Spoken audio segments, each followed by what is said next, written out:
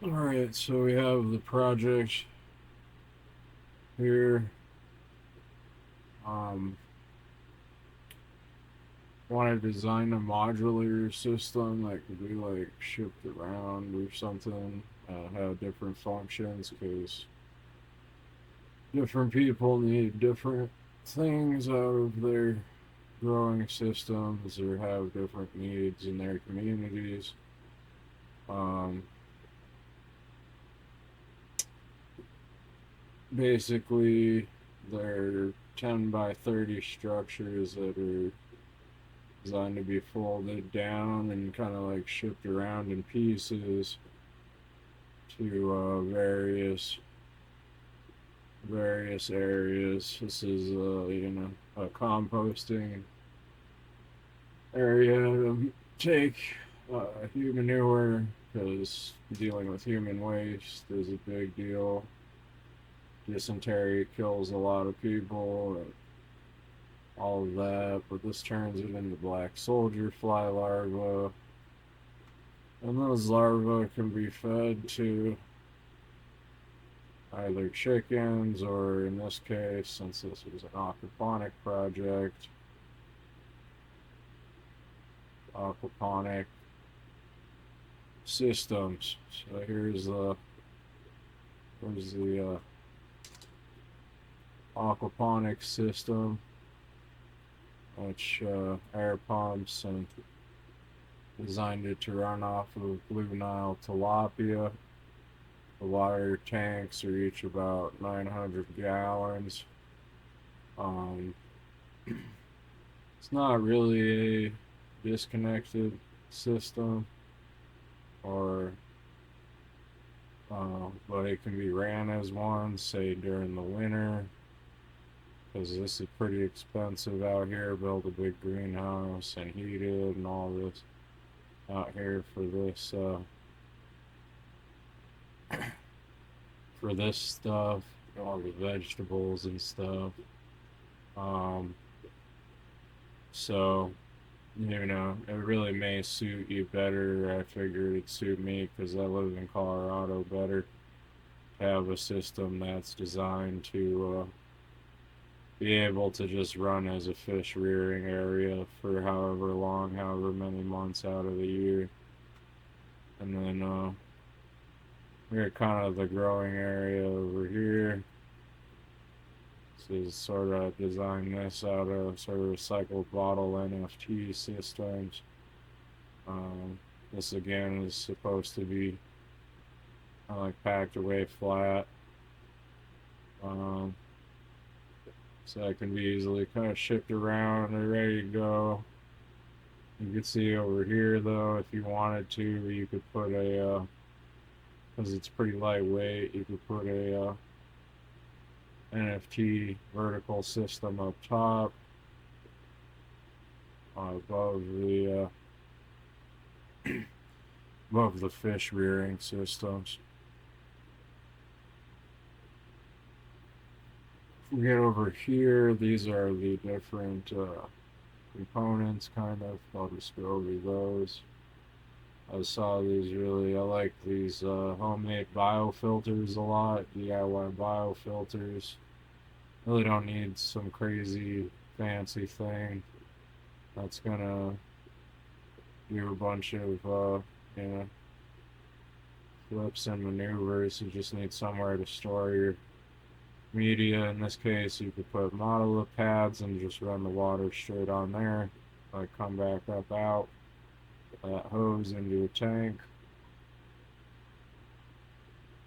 But I would probably run bio balls, something equivalent for these. That's my idea, at least, and put a little air pump in there so that they spin around a lot and um, water is gonna fill, control the flow so that the water fills the biofilter and runs out. Over here we have the getting stuck on the camera. There's something. Come on. over here we have the rest of the system, the clarifiers, all of that. Um, well, try to get this camera. Oh, there we go. Okay. So first, the water comes pump out from the fish tanks here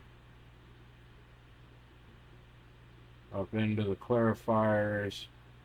As PVC clarifier solids collect at the bottom of the clarifier. Uh, not solids.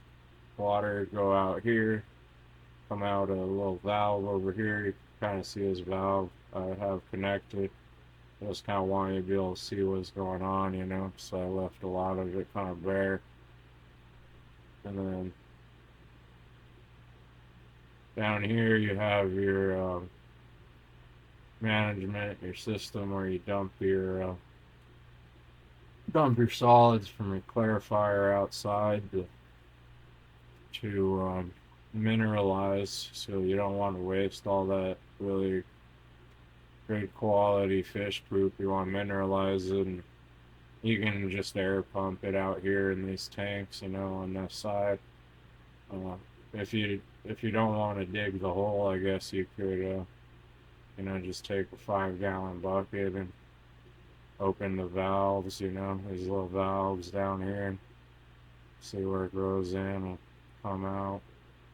Open one of these valves, I'll let it out. The type of fish I chose was tilapia. They like to be about 75, 80 degrees.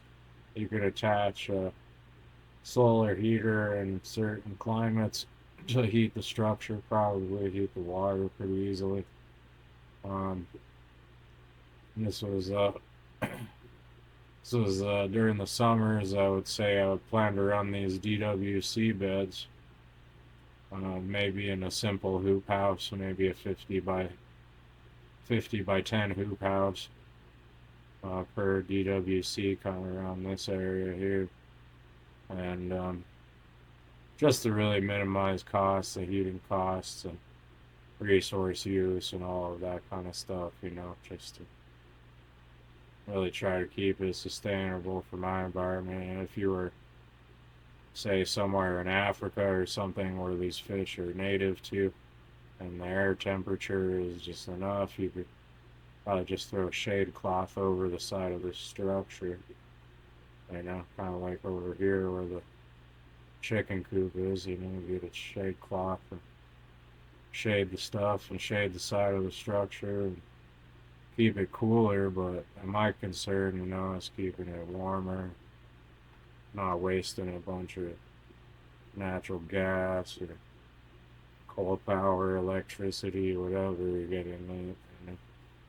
Um, you can always design your sustainable underground heater systems, but these are also supposed to be really cheap systems. I mean, these things, I'm thinking maybe no more than $2,000 to $3,000 for every container. For every 10 by 30 container.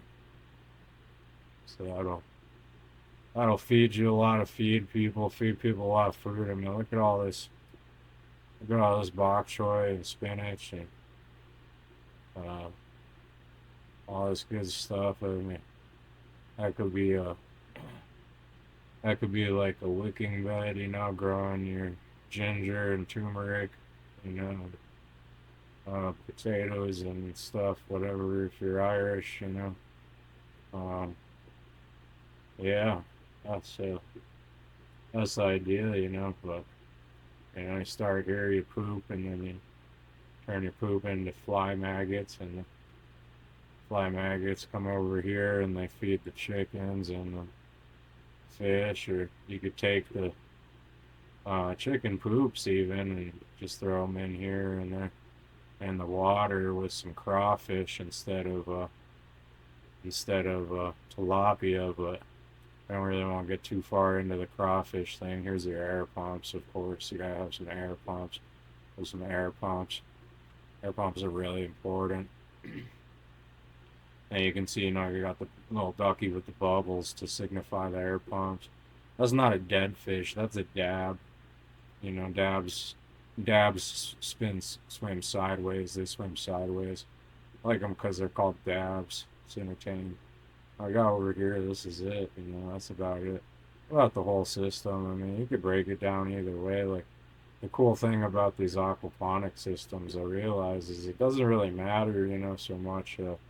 After I did some research into chicken-ponics and bird-ponics, all this fucking just taking really some nitrates and throwing them in water, and I was like, oh yeah, with the biofilter, and if you treat it the same and have about the same amount of inputs of weight of nitrogen, which you can calculate out pretty easily, you could say, well, I could have 50 pounds of this 14% nitrogen chicken poop to this water over here, just like instead of fish. And because I like, it's easier for me in my climate to raise chickens than it is to raise fish, in terms of resource and energy costs, the finances, and I could just throw any kitchen scraps at those chickens. I'd kill the fish if I just started dumping chicken scraps in their water.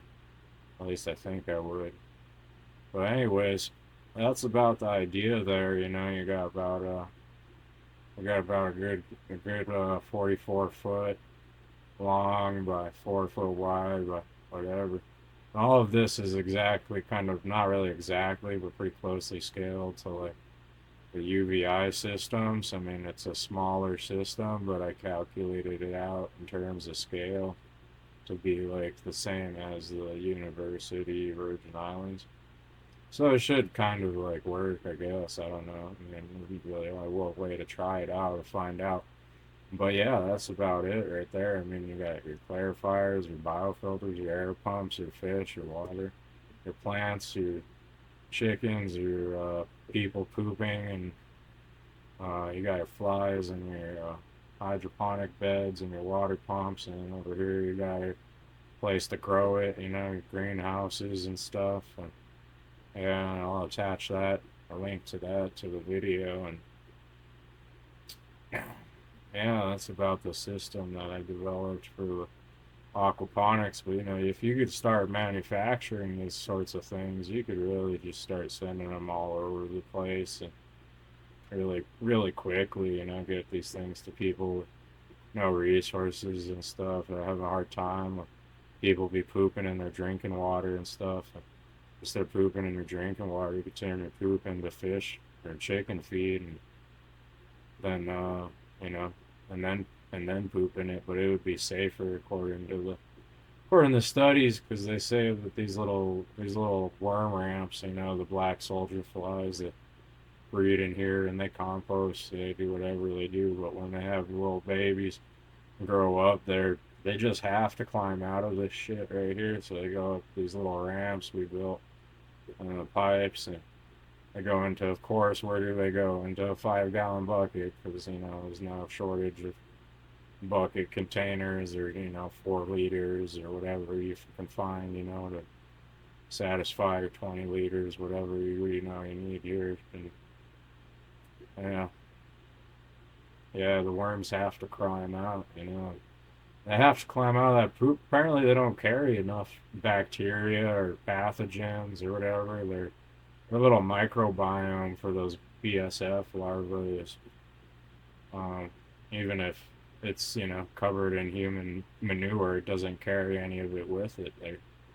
They're secure in their little worm biology, and then they go plop in here in these little buckets, and you just feed them to the fish, and you know that's the idea behind it, or chickens or whatever. And that's the idea behind it. And then you could stack them around your house like Legos and just have this super mega house where you're eating your own poops all the time by eating fish, chickens, and bok choys and stuff.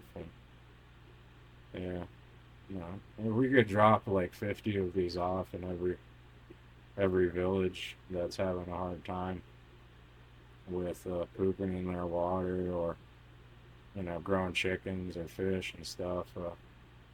Might not be a bad idea. Might not be a bad idea at all. They're pretty low maintenance too, I'd assume. There's like pipes and stuff. Occasional pump goes out, your water pump goes out. You get those water pumps pumping the water around. If you wanted to do your stuff during the summer and gravity feed, you could kind of reduce your energy usage a little bit by having all these water pumps in the back end over here and the basify from the gravity feed, all of that. But man, that's about it. All right.